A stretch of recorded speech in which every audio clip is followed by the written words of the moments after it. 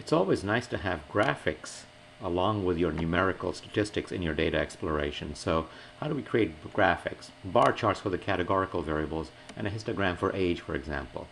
There are many ways to actually create these graphics. One of the easiest ways is displayed in this code. One of the things we need to do to get graphics created easily is to include the ODS graphics on statement in our code. I recommend in BIOS500 this semester that you always include an ODS graphics on statement at the beginning of your code. When you have this statement at the beginning of your code, then any procedures that follow, well, not any, but many procedures that follow in your program will produce some graphics by default without you having to type in any special code to get them, except the ODS graphics on statement. For example, ProcFreak later on will create bar charts for the categorical variables. And then as we go through the semester, you'll see that there are lots of nice graphics that are created as a result of the ODS graphics on statement being in your code. All right, so we've got to have that one in there. Now the data step here is unchanged, although this is demo 3. For these lab 2 part 1 notes, the data step's unchanged. We're not changing the data at all. So what is new? Well, the ProcFreak code also is unchanged. I'm going to have to run it again to actually take advantage of the ODS graphics statement, but there's nothing new in the ProcFreak step compared to last time. There is something new in the proc univariate step. Proc univariate can create histograms. Let me expand that. It can create histograms of the variables that you're asking it to analyze, but only if you include it'll give you nice histograms only if you include the histogram statement within proc univariate right there.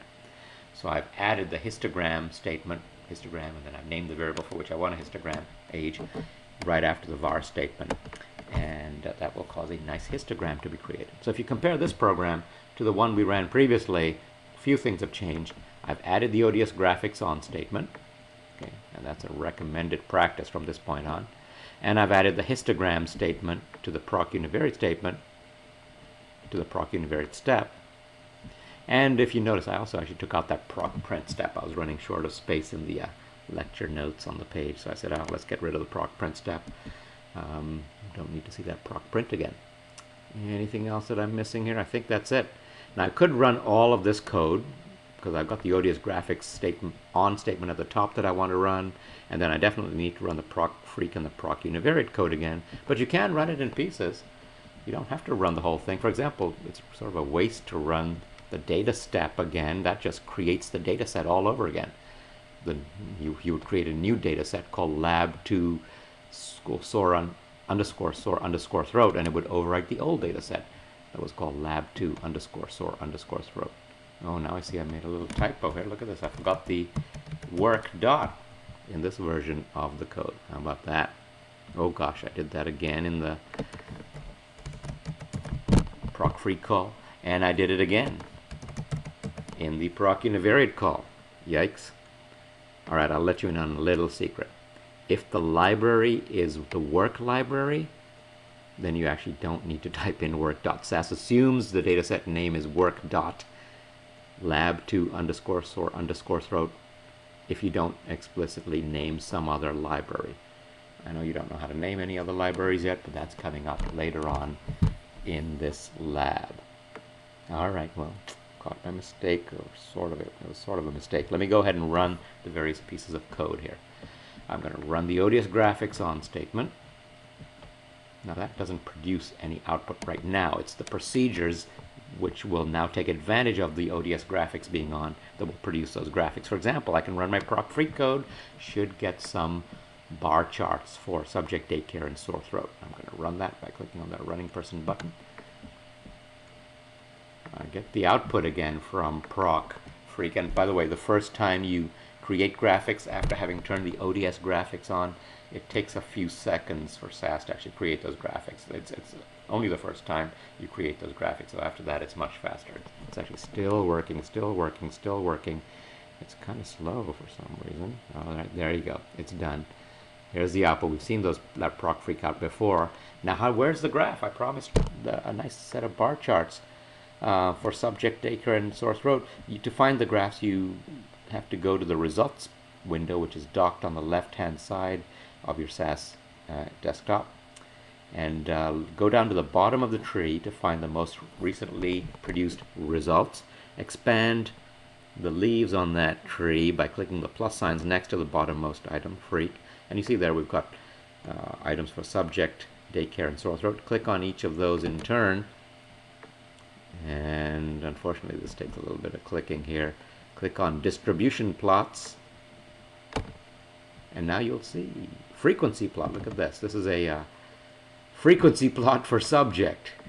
Yes, the plot opens up in whatever application on your computer is associated with graphics files, and on mine it's Picasa, but on PCs it's probably usually I think it's Microsoft Windows Picture Viewer or something like that. I don't know what it is on Macs.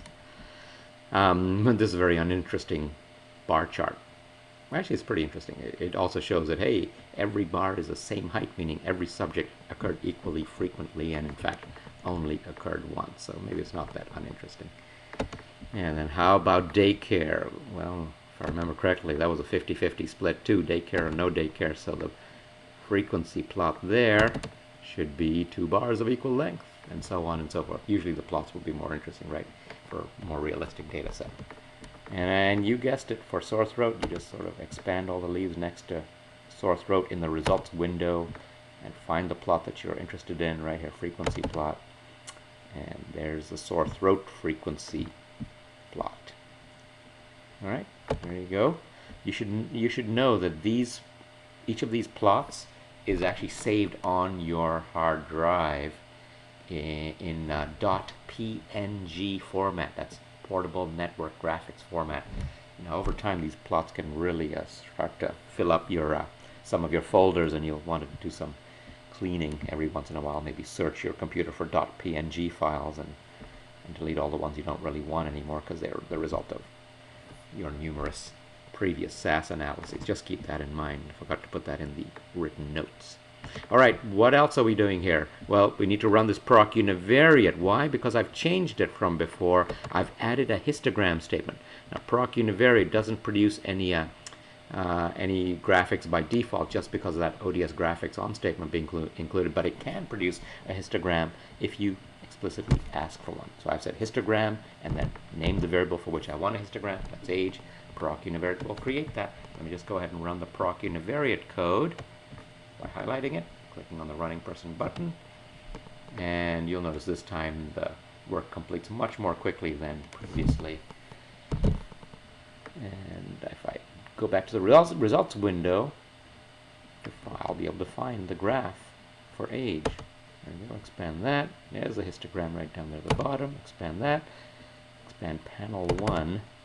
It's not a good name for the histogram, but that's what SAS calls it. There's the distribution of age, and you can say all the good things you want to say about the ages of children who were in our data set.